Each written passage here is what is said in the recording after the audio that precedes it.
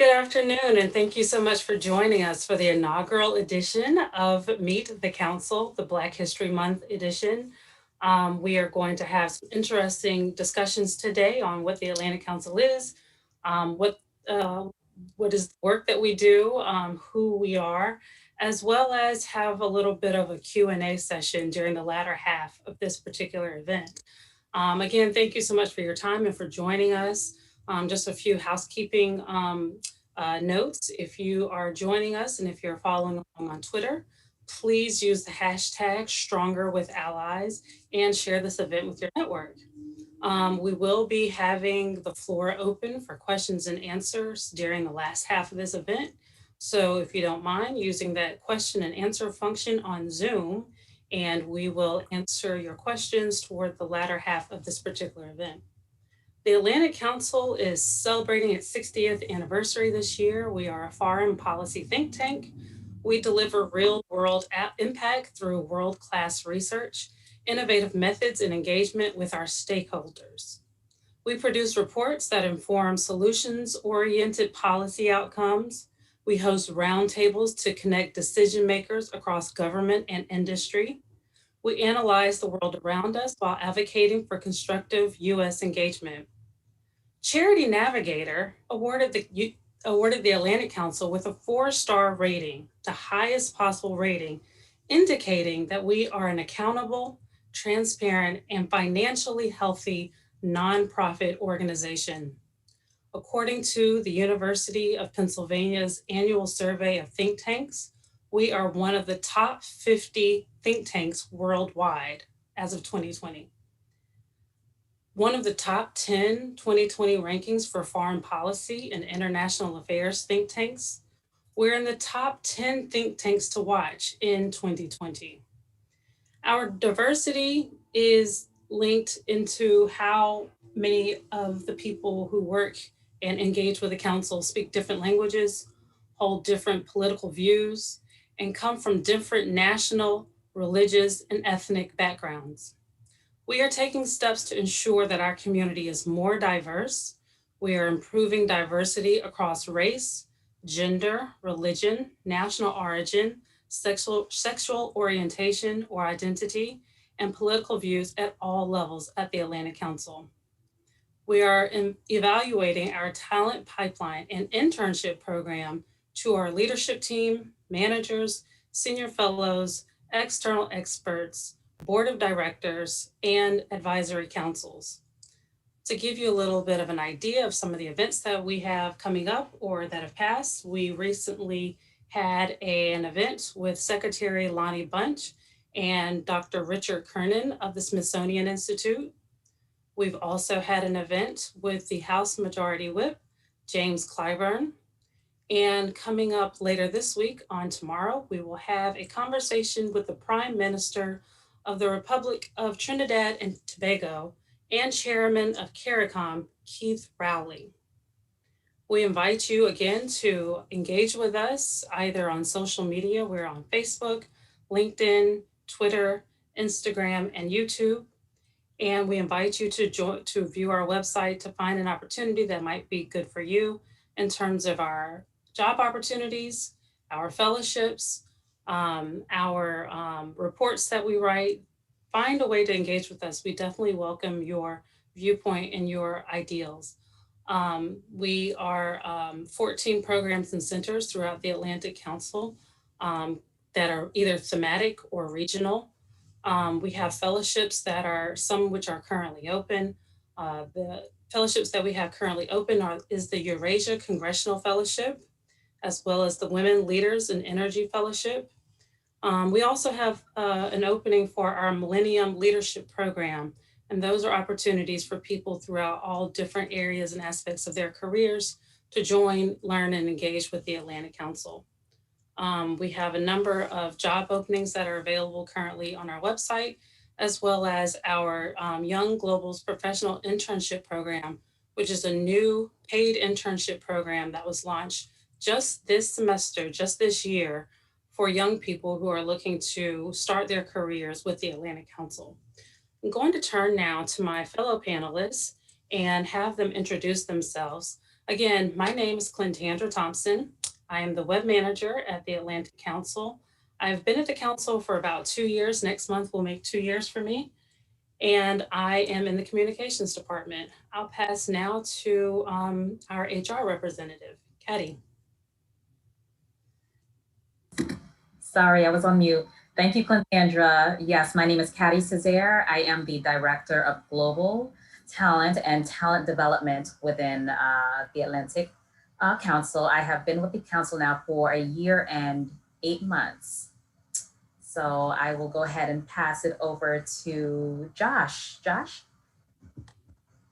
Thanks, Caddy. Hi, everyone. I'm Josh Lipsky. I'm the director of the Geoeconomics Center, and we can spend a little time, hopefully today, talking about what geoeconomics means. And I've been here almost a year at the council, and before that, I was at the International Monetary Fund. And I will pass it to my colleague, Julia. Thanks, Josh. I'm Julia Friedlander. I work with Josh at the Geoeconomics Center. I'm Senior Fellow and Deputy Director. And I joined the Atlantic Council in June 2020, coming off of 10 years in the federal government. It's nice to speak to you today. I'll pass to Nick. Thanks. My name is Nick Yap. I'm Chief of Staff of the Atlantic Council's Digital Forensic Research Lab, or DFR Lab for short. We're a team focused on open source analysis of primarily disinformation, but also overall online information environments. I'm happy to talk more about our work. I've been at the council for 5 years now, so I've been through a lot of different roles and happy to speak to that side of it as well. And I think that leaves you, Devin. Thanks, Nick. I'll bring us home. It's an honor to be part of this panel. Nick, Caddy, Josh, and Julie are some of the brightest and sharpest people we have at the council. So the pleasure and honor is all mine. My name is Devin Johnson. I am a video editor here at the council. And I've been at the council for 3 years now. I actually just celebrated my 3rd year work anniversary earlier this month. So excited to be here and excited to have a discourse with other panelists. Thank you, colleagues, for introducing yourselves. So let's get started with just a little bit of dialogue and discussion about what it is that we do here at the council. Josh and Julia, can you both describe what it is that you do at the council and just give us a little bit more insight into what the work of the council is in general? Sure, happy to do that. And I think it's useful to take a step back and ask what is a think tank and what is the purpose of a think tank. And what we try to do at the Atlantic Council is influence policy, and basically influence policy in direction that we believe of. That's part of the core of the mission of the council since it was founded almost 60 years ago, which is that the United States is stronger when it works with allies. And so when you take that premise, then you can understand all the different parts of the council. And so Julia and I work on economics, but not just economics in terms of traditional core macroeconomics, which some of you study in school, but what we call geoeconomics, which is the intersection of finance and foreign policy in economics, which is really a kind of how you exert your influence as a country overseas through economic tools. That includes using the dollar, the stock market, all the ways that sort of our financial power influences our diplomatic and our military power.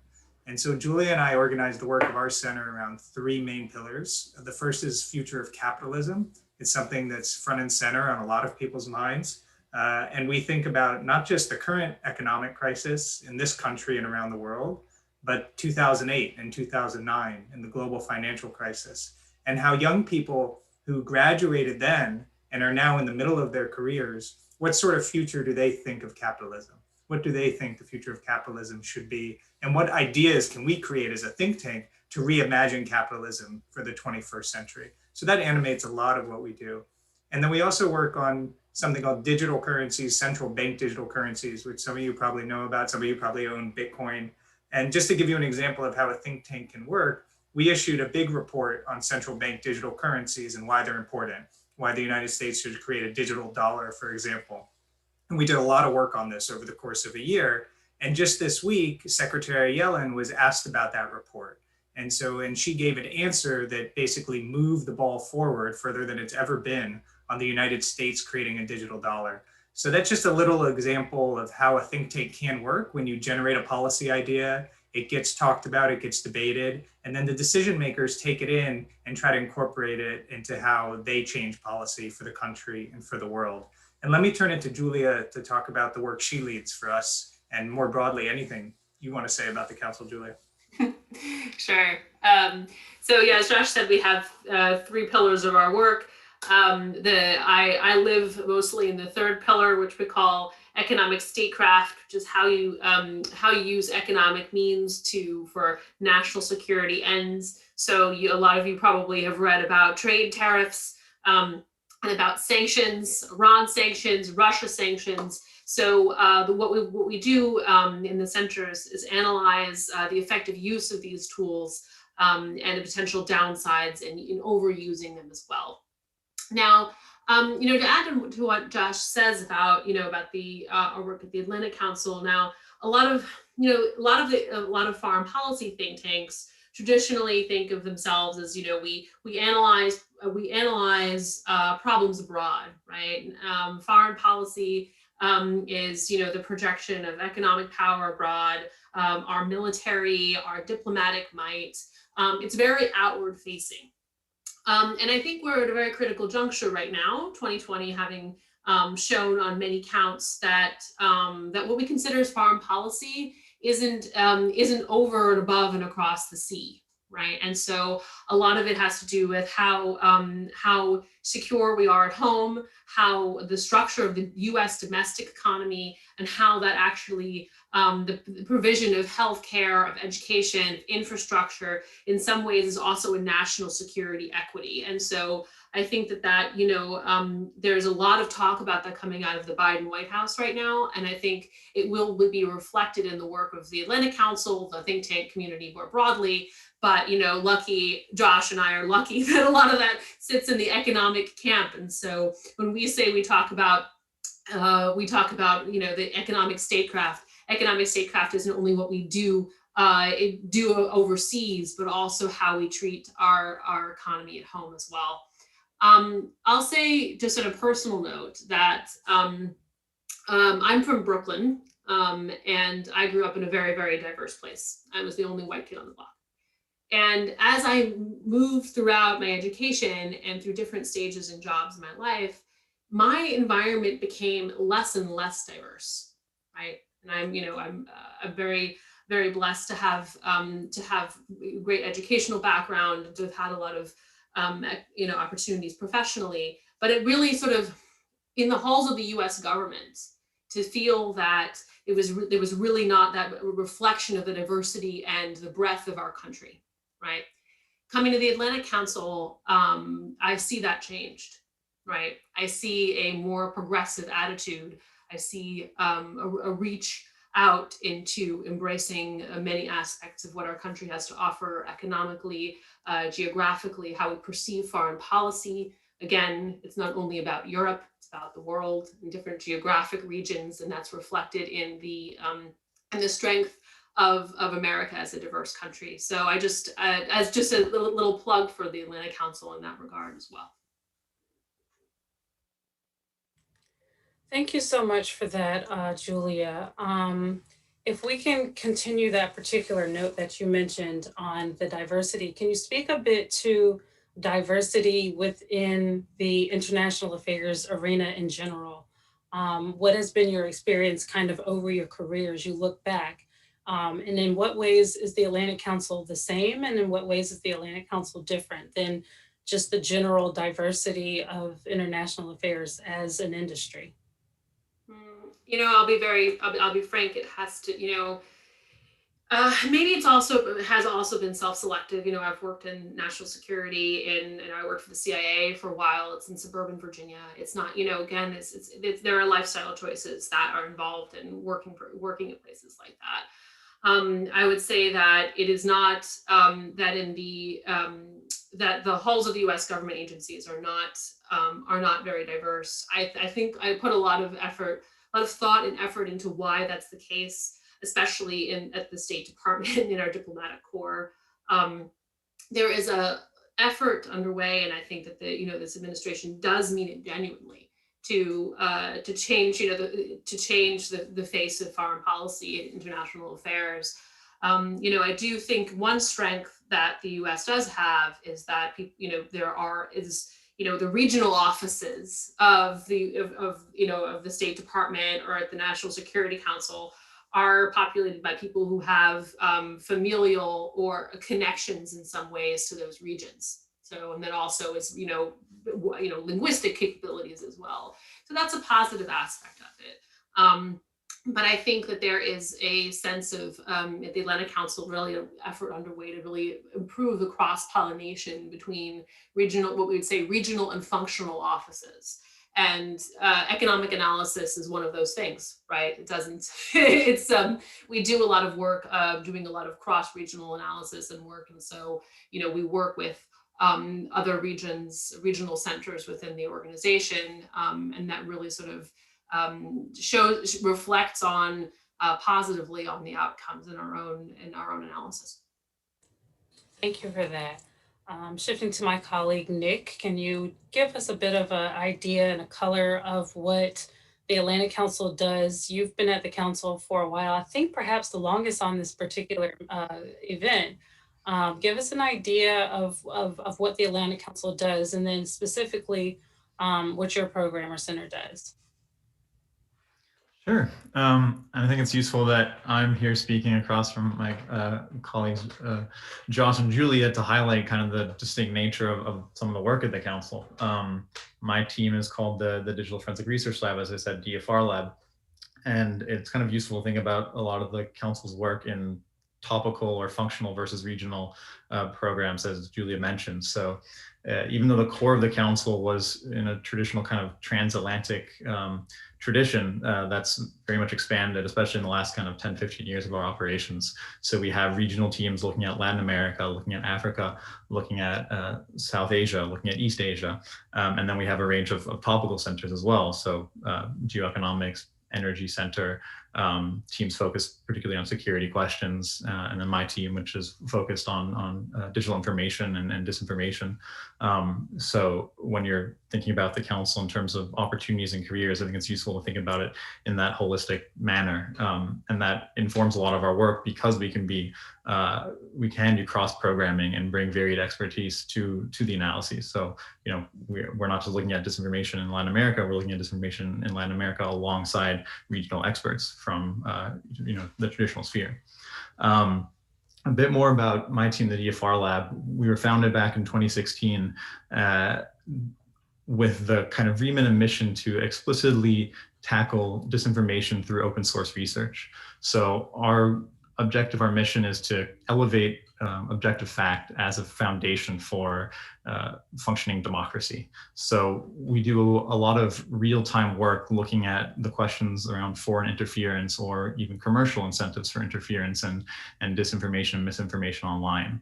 So we're publishing reports, we are working with tech companies, we're working with policymakers, we're working with media to help them understand the challenges and the framing of disinformation better, and to improve responses, countermeasures, and to improve identification and exposing of these challenges. In many ways, we're operating like a newsroom. We have a team of about 30 folks now in 10 different countries across the globe, doing pretty much real-time research on these topics, looking at their domestic information environments and kind of putting together the breadcrumbs of different operations that we're seeing. So that's a broad overview of my work, and happy to go into more in the details and how that feeds into the council's overall operations. Thank you for that, Nick. We're going to shift a bit, and we'll probably come back to the programmatic side in a moment, but we're going to shift a bit and get some of the personal experiences that some of the colleagues have had. I'm going to ask now Devin Johnson to give us an idea of what has been your personal experience with diversity at the Atlantic Council, and how do you feel being an employee, being a staff member of the Atlantic Council? Yeah, thanks for that question, Clintandra. To give some backstory on me, before my time here, which was 3 years at the Atlantic Council, I did similar work, video production, video editing at a congressionally funded nonprofit called Networks America, that seek to create opportunities for affordable housing and community development. And before my time there, did proud graduate of Howard University. And at my time as an undergrad, didn't study international relations. So I came to the council, pretty unread on, the big challenges that face us as a global community. Um, so my first couple months at the council was, pretty intimidating, just off of that regard. But 3 years in and 3 years out now, I can say that uh, I can say humbly and honestly, working at the council is definitely learning at the council. You soak up so much information, just simply just from osmosis, just from collaborating and rubbing elbows with the breadth of experience, knowledge, and talent here at the council. Um, so it was a bit intimidating on the substantive side as well, but also just because coming from a nonprofit that dealt with affordable housing and community development, inherent to that work is like a more diverse mission statement, a more diverse programmatic effort. So come to the council, just to be pretty frank, it was a pretty white space off first encounter, and I think that speaks to a certain point that Julie made earlier. Is you know we're asking the right questions. Why is American foreign affairs, international relations? Why is that historically white space, historically male, historically like cisgendered?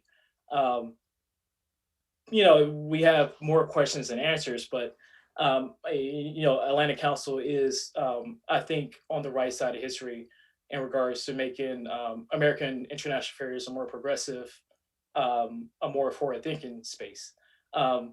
Just saying 3 years is a long time because anyone who works at the council knows how time can feel a bit distorted and warped here at the council. So yeah, I mean, I feel like I've experienced both sides of this diversity conundrum, this diversity continuum. When I first got here, I don't think it really reflected the greater American picture, the greater American demographic. But we're definitely taking the right steps forward. Some small examples are just implementing a paid internship program.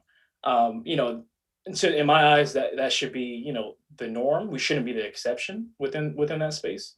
And small implementations like that, I think kind of opens the door to kind of build up a more diverse international relations workforce. Thank you for that response, Devin. I've always wanted to ask you, this is going to be a little bit off the cuff. I've always wanted to ask you, since you work so much, you've been at the council for 3 years and you work so much and you see so much since you work on the video products. What has been the coolest event that you've worked on? Like, what's been like the coolest person that has been in front of your camera that you said, wow, now that was a cool event that the Atlantic Council did. I think that this is like a really cool thing that they've done. It can be, one of our galas, one of our dinners, one of our just regular events. What's the coolest thing that you've seen on the other side of your camera lens? Yeah, I mean, there's a lot of competition. I mean, the easy answer is to say our big galas and our big large convenings, because at that space and time, you're getting all the heavy hitters within the international space. You're getting all the heavy hitters in regards to funding and development. I want to say the launch video that I worked with Josh and Julie on because they're here on this panel. But I think the most correct answer to me is kind of the work that myself and you and Caddy did to kind of build up video content for our careers page. I think that spoke to us as a council trying to put like a soul and a spirit and a face behind, this sometimes out of grasp, sometimes this cold feeling of what a think tank is and what a think tank could be. That was a project that we really put our interns in the face of our camera. We asked them to to riff on their experiences here their future plans, the building blocks for why they chose international affairs as a career path. As an undergrad, I always want to pursue some type of content creation to be a storyteller in some form or fashion. So that intersection of international affairs and actual human interest was a fun project to put on. Thank you for that. Thanks again for all your hard work. There's some of Devin's brilliant work that's in the chat there, um, that we'll highlight in a moment. And again, please do use the Stronger with Allies hashtag as you are talking about this particular event with your friends. And please do continue to add your questions and answers in the question and answer feature. We're going to go now to Caddy. We are really going to pick her brain on human resources. What does a candidate who is applying for a job at the Atlanta Council, what do they need to have in their background, whether they're coming in for a deputy director or a director position or an internship? What is kind of that special sauce that people should be aware of? The special sauce, should I really give that away? But that's a great question, Clintandra. And the reality of it is at the council, everyone here believes in the work that we do. They have a passion for the work. They have a drive to be innovative, to be entrepreneurial. These are core and key skills that we look for in all applicants. So as we recruit and our recruitment started off decentralized and it's more centralized now, and centralized in a way where we are looking for the models of examples of who we want the organization to reflect, who we want the council to be in the future. So as we recruit, we're looking for individuals that carry the collegial spirit, the entrepreneurial spirit, the collaborative spirit, and also the innovative spirit to get us to where we want to be in the future in the next 5 to 10 years. So the reality is we have all of our job postings up on our website, on LinkedIn, and those also span across Indeed and to other job posting platforms. But in relaying who you are to us as we source through and as we cull through all of the resumes and applications that come through, is just really articulating your experiences, your past experiences, your current experiences, and how they relate to the council's work and our mission. So really, as far as a secret sauce, I really don't think it's necessarily hot sauce, as Beyonce would say, but we definitely look for a mixture of diverse thought, diverse innovations, creative ideas, and individuals that are looking to not fit into a mold, but to break the mold and to help us create what the council will look like in the future. Thank you for that, Caddy. So again, a personal question. As a woman of color, as a Black woman, what has been your experience at the Atlantic Council? What strengths and weaknesses have you had to bring from yourself, from your own personal experiences? And same for the Atlantic Council as a whole. Yeah, wow, that's a lot. So I am, yes, an African-American woman. So I'm African-American, I'm a woman, and I'm also a member of the LGBTQ community. So I want to show myself in all of those facets as I bring my whole self to any organization. One thing I will say is here at the council, there is a space for everyone. And if even there was an opportunity for us to kind of delve into areas that we haven't necessarily launched into, the council is open and willing to be okay with change. And that's one thing that I really appreciate here in comparison to other opportunities that I've had over the course of my professional experience. I am able to be my authentic, true self, and everyone welcomes that with open arms. As far as some of the strengths that I would say the council has is its openness to change and its openness to take everyone's own individual experiences and allow that to be involved in the work that they do and be immersed in the work of the programs and centers. We definitely have areas of opportunities, as does any other organization. I think with everything that transpired last year, over the summer, police brutality, there's just been a lot that's happened, and a lot that has been recorded, which calls for organizations, including ours, to step up and to not turn a blind eye to it. With Fred Kemp, our CEO, Damon Wilson, our executive vice president, our executive office, our management team, and all of our senior leadership, one thing that I've really noticed is everyone wants to get involved. And it's not to say that we all know what the answers are, but we're willing to listen, and we're willing to brainstorm, and we're willing to figure out a path forward. And that's really one of our most critical strengths, because I have seen in other organizations where the message is, yes, we're open to change, we're open to diversity, we're open to doing something different. But when it comes down to it, putting your feet on the ground, it really wasn't connecting. But here at the council, we are definitely being action oriented, very forward thinking, and we're really working towards doing the actual work that it takes to bring diverse applicants, candidates, new hires in, allow them to be their own authentic selves, and creating a space for them to grow. So that's our goal. That's a part of our mission. It's embedded in who we are. And yeah, that's the work that we have cut out for us to do. Thank you for that, Caddy. I'm going to switch it back to Joshua, Julia, and to Nicholas to ask. I think that a lot of thought has gone into getting applicants in for jobs. But if we're talking about people who are interested in being a part of the council as a fellow, or as a non-resident senior fellow, or as a resident senior fellow, or if they're interested in writing a blog or assisting with research, what are some ways that they can become more involved? What are some ways that they can become more involved? But then also, what are some things that you have done in your departments to increase diversity? I know that we have a policy here at the Atlantic Council on no manels, so no all male panels for our events. But what other diversity initiatives have you done in your programming, not just for jobs, but for other ways of interacting with the council? We'll start with Josh. Yeah, no, thanks, Clintendra, for the question.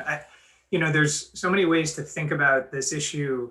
And one way we think about it in the Geoeconomic Center is no manels, diverse panels, but also generational diversity. Something about economics and think tanks in general and government in general is that the senior leadership is older. I think you see by this panel, we're a younger group. I think also the vibe of the Atlantic Council in general is actually one of the youngest think tanks. And I think that it expresses a different kind of diversity as well, because it brings new ideas to the table. And so something we encourage, and I encourage people on this call to think about, is contribute something to the Atlantic Council. And we work with contributors and contractors, people who are current students, graduate students. If you come to us, me, Julia, anyone at the council with a good idea, we want to find a platform to promote it. And we'll work with you. We'll help you writing skills, editing skills. We do a lot of data visualization at the Geoeconomic Center. How can we make sure what you're writing is being expressed clearly and communicated in a way that's going to captivate people? So we want to help people gain skills, but there's so many good ideas out there. And we're a team of 5 within the center. We have a senior fellow group of 10. That is not the full scope of good ideas in global economics. And so when we have people come to us and say, you're missing something.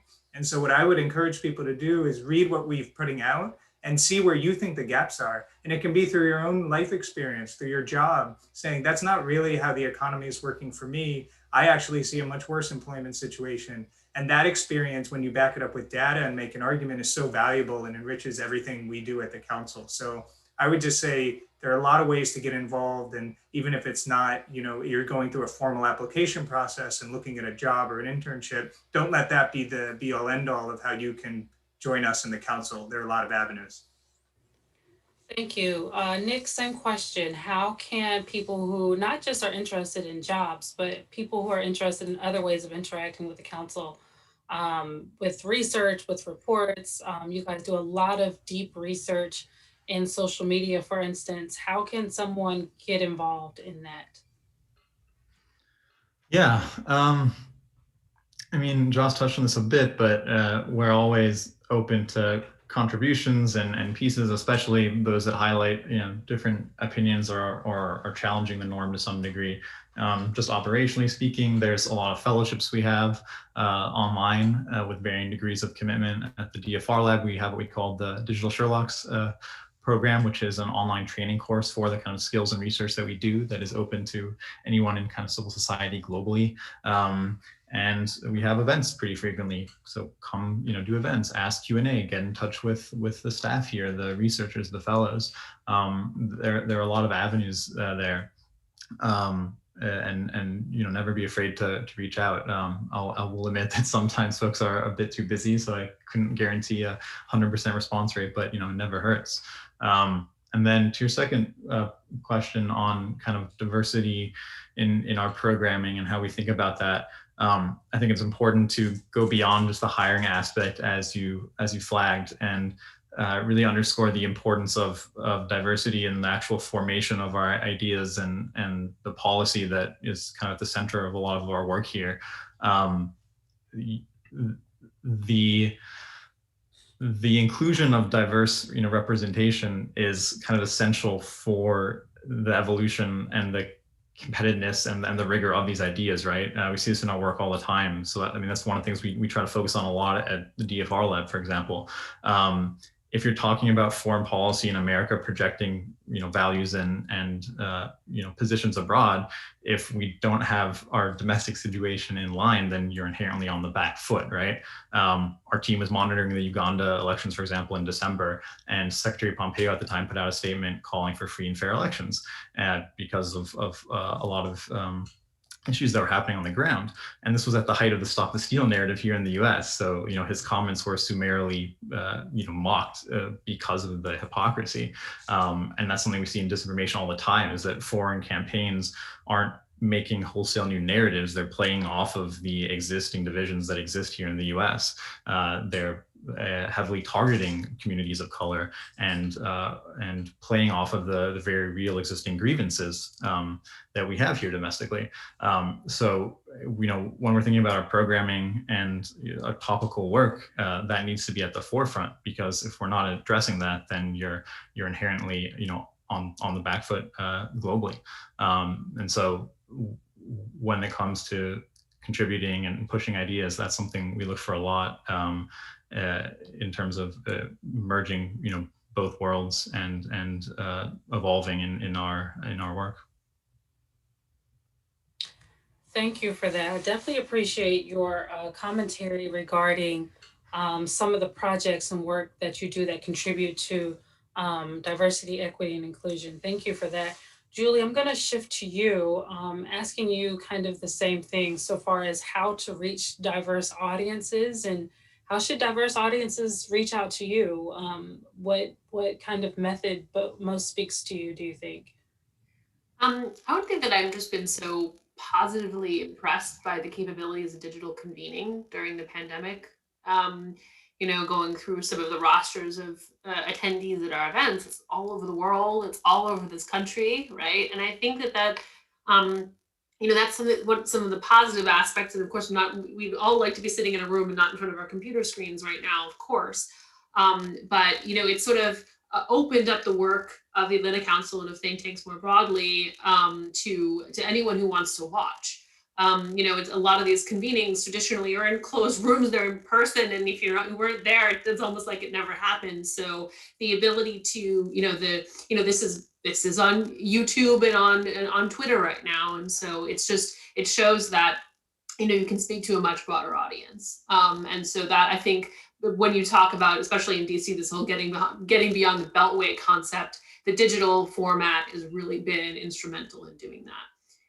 What I would say is, and I wish that I had realized this when I was a little younger and I was starting out in my career, that there's so much to be said by just raising your hand and asking a question, because I can't, I've welcomed high level delegations, old gray haired men, and they ask the same thing over and over again. Sometimes I can almost hear them say the question before they've opened their mouths. So, but that's not the case with the younger crew, right? They think that they're asking a naive question, but they're actually asking a better one than everybody else. And so I think that there's, I would just say that show up to these events and ask a question, just and put your thoughts out there within the greater community, and you'll be surprised how welcome, even like some of the most famous economists in the world are to hear a question from a 19-year-old kid from Atlanta or something like that, right? It's just it is refreshing and offers an opportunity to bring in new perspectives. So I hope when the pandemic is over, we can keep some of that and expand on it. Thank you, Julie. So question to Caddy. This is a question from the audience. What kind of affinity groups and support for minority communities exist at the Atlantic Council? No, that's really a great question. So I'm going to be absolutely honest.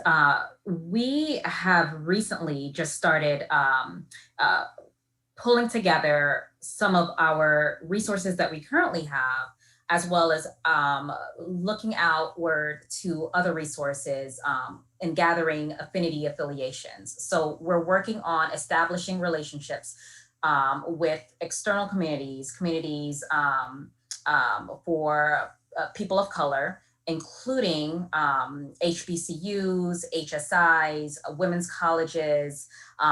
We are affiliated with the Black Professionals in International Affairs, and we're looking to affiliate ourselves with a lot more organizations. So this is a current activity that we're taking on. And so we're even taking on additional requests. So if there are any communities that you all or any of you may know that we should affiliate ourselves with, please, we're open to engaging any and everyone. But yes, those are some of the organizations that we're currently affiliated with. On the recruitment end, we are working to partner with quite a few HBCUs, again, HSIs, women's colleges, to build relationships in order to share some of our, if not all of our positions that we currently have open, whether they be full-time or our internship opportunities. So right now it's a matter of us being very proactive in this space and figuring out how do we engage individuals, how do we engage organizations, how do we engage communities that we have in the past neglected, and not necessarily neglected because we wanted to neglect them, but just because we have typically, and this is for other organizations too, have relied on our passive method of recruiting. So now we are being more proactive and more active in this space. And in Continuum,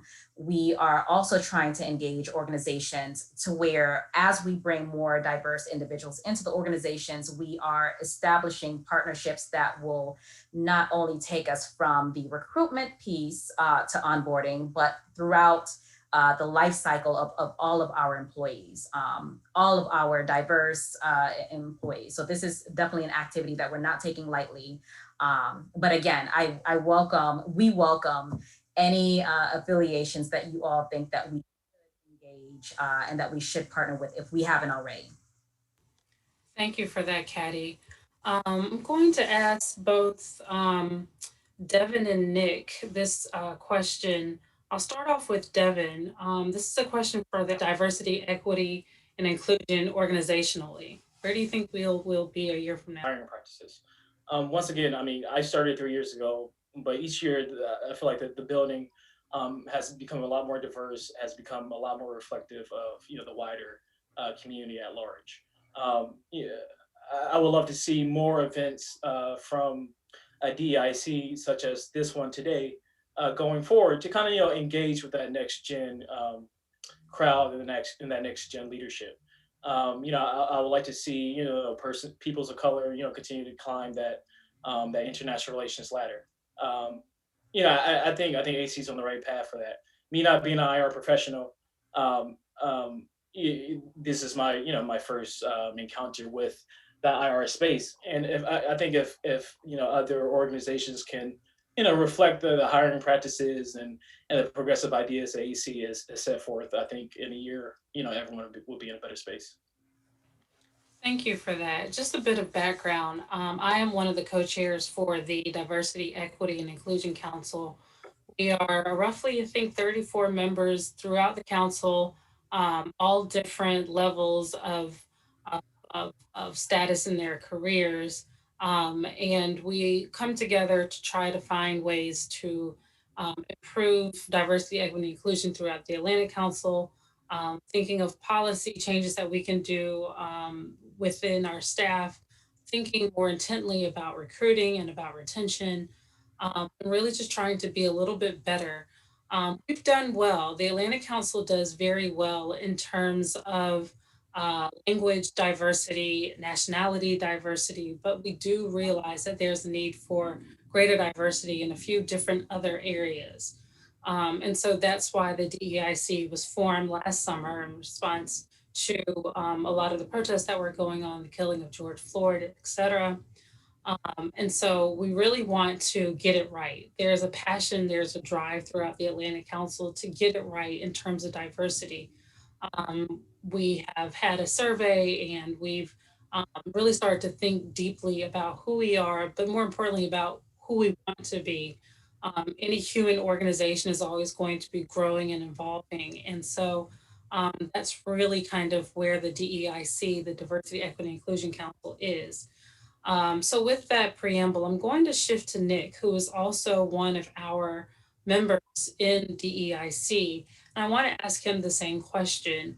Where do you see the Atlantic Council in a year, resulting from our efforts to ensure that the Diversity, Equity, and Inclusion Council operates the operations that we have going on organizationally?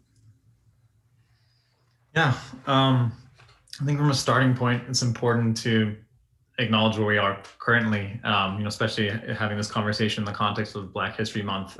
The IR space, think tanks, and the Atlantic Council, Black voices are underrepresented there. I mean, that's just the fact currently, and we're moving towards addressing that with everything you said. In terms of where we'd be in a year, I think a lot of it comes down to structures. Caddy mentioned this, but I think part of one of the fundamental challenges is relying on this passive approach to recruiting, for example, or passive approach really to operations overall. This is not a 9-to-5 job. Everyone is very busy. So there's this easy, there's instinct, and you can't really blame people at times for not taking that extra step, but that's what we're going to have to do to break out of the current structures and cycles that create the environment that we have in the space. So I would like to see a place where we've basically systematized and built in these priorities and processes, so that it's no longer a requirement of individual action, and is really a centralized and resourced effort that can tackle the issue, really from a structural standpoint. So things like a standardization of our metrics and a transparency in communicating those, things like a diversifying recruitment pool, things like internal trainings and on implicit bias, on outlook when it comes to not just hiring, but formulation of projects and biases that are possible and present throughout those. So that's where I hope we get to after these initial conversations is just formalizing the structures and approaches to our work in the space. Thank you for that.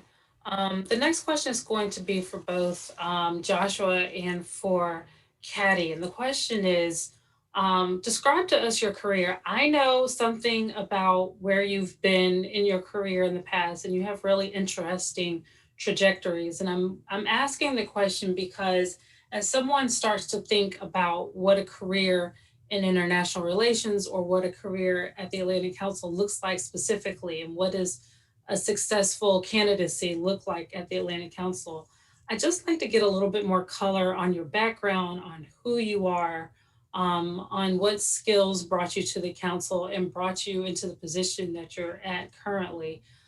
Joshua, if you can start us off, just give us an idea of just who you are and where you've been that kind of led you to the Atlantic Council. Sure. Yeah. No, thanks, Lantandra. Who am I? That's a good question. Um, I guess what I would say, and I think maybe is a useful takeaway, is the thing I thought. I would never have said when I was graduating college that I would be running a global economics think tank, part of a, that's just not what I imagined I would be doing. And I joined the Obama campaign out of college, and then I was in the White House in 2009 at the beginning of President Obama's first term.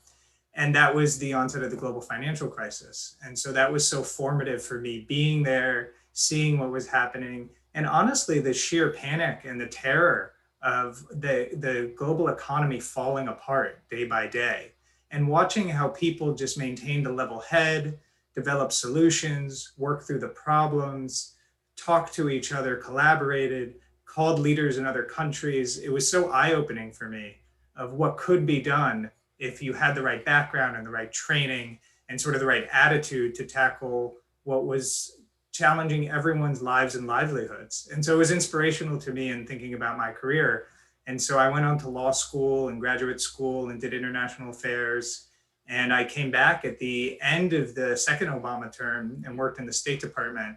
And one lesson I've taken away in my career path is that think less about a particular job title and think more about who you're working for, because who you're working for, that person will teach you, they'll be a mentor to you, they will help you throughout your career. And so when I've been deciding well, that office sounds better, that title sounds better, but this person seems like someone I want to work for, that's kind of been my North Star. And then after the Obama administration, I went to the International Monetary Fund for a very similar reason. I hadn't thought about working purely in macroeconomics, but Christine Lagarde, who was running the International Monetary Fund, then was looking for a new person to help her. And I just felt that was such a full circle for me, having started in a more junior role doing press and communications in the global financial crisis, and now to do something a little more senior at kind of the highest level of macroeconomics. And so that to me was it just felt right at the time. And then I had the chance to come over here and with Julia start this new project. And again, just another example of something that's not textbook. No one said you could combine foreign policy, finance, and economics. That's not something that exists as a course of study, but it's something that just appealed to me and felt right. And I think Julia would say the same. And we just said, let's do it. Let's build it. Let's create it. It doesn't exist. And that made it exciting. So, my takeaway from all of that is just follow where your passions are, and don't say I need to do X in 5 years or I need to do Y in 7 years. Be open to things that happen that change you and shift you, and be adaptable and flexible to that. And that's a luxury. Not everyone has that luxury to be able to do that, but find people in your network who can help you do that. And we at the Atlantic Council want to be resources to helping you do that as well. Thank you for that, Josh. Caddy, back to you. What brought you here? What made you? If we were looking at a roster of 100 people who were vying for your job, what makes someone successful in your role? I know that you're not coming in from international relations, academia specialty. But in general, what does it take to succeed as a candidate? What does it take to get the job here? Yeah, I want to say that not want to, I have to say that I'm truly blessed. My career trajectory is a little different. HR is such a niched field. Got my degree in industrial organizational psychology, my bachelor's in that, and then my master's in human resources. I originally wanted to be a psychologist, and then here I am. But just to kind of keep it short, because I definitely want to leave time for Q&As, started off with the thought that I really wanted to help people understand themselves and understand how to bring their best selves to whichever organization they work for, or if they decide to be an entrepreneur and be self-employed, how to present themselves in their full and best capacity. The reality of it is the one main thing that you will probably that will probably take up the bulk of your life is your employment. So you should definitely follow your passion. So that's just what my one key of advice.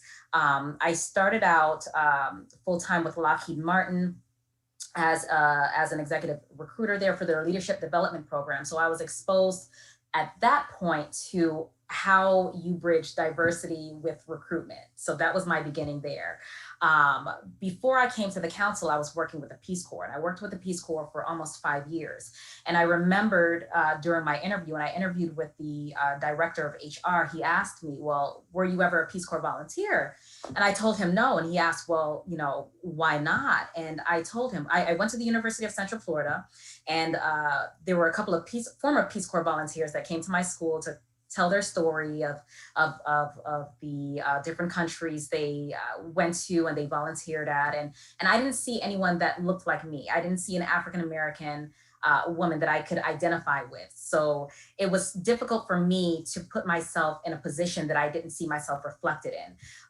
So I remember speaking to that during my interview, and that's what helped me get the job at Peace Corps. And I think that the thought of the lack of representation within certain organizations or within certain spaces is what drives me.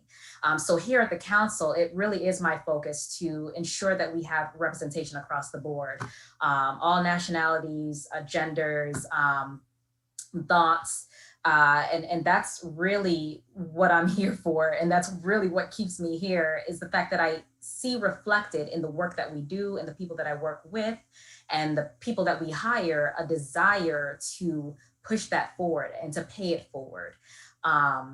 So yeah, I'm realizing I'm being sensitive to time. We have 4 minutes. So Clintandra, I want to pass it back to you so that way we can answer some questions. Okay, thank you for that, Caddy. Julie, I'm going to give you the last question before we wrap up. So if you can answer this question in 60 seconds.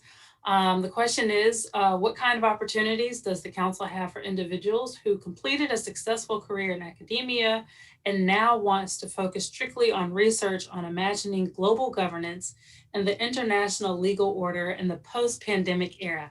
Very specific, 60 seconds, go.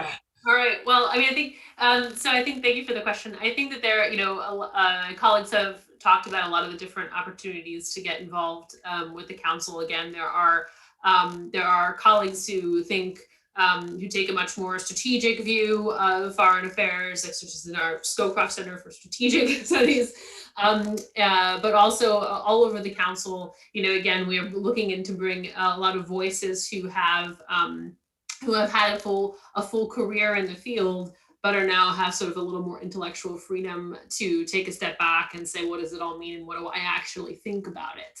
I think that that's sometimes, especially if you've worked in the government, it's a challenge and a blessing to be able to step out and think, oh, well, I don't have to recite a talking point anymore. Now I can actually express my own thoughts and feelings. So yeah, no, I mean, I would encourage you to look at the different centers that the Atlanta Council has, see which one sort of seems to fit your ethos the most, and to reach out and see if there are opportunities to contribute either through a guest blog post or to, again, attend some of the smaller roundtables that aren't necessarily always on the website because they're private. But what if you contact the POC there, they'll tell you what, everything that's going on. So I would just, look at the different centers and for different areas to plug in. Thank you so much, Julia. Thank you so much, everyone, for your time. We invite you to join us for our next Meet the Council. It's going to be our Women's History Month edition. It'll take place on Thursday, March 18th at 4:30 p.m. Again, thank you so much for your time. Please use the hashtag #StrongerWithAllies. And thank you so much for your questions. Thank you so much for joining us, and have a great afternoon. Thank you so much. Goodbye.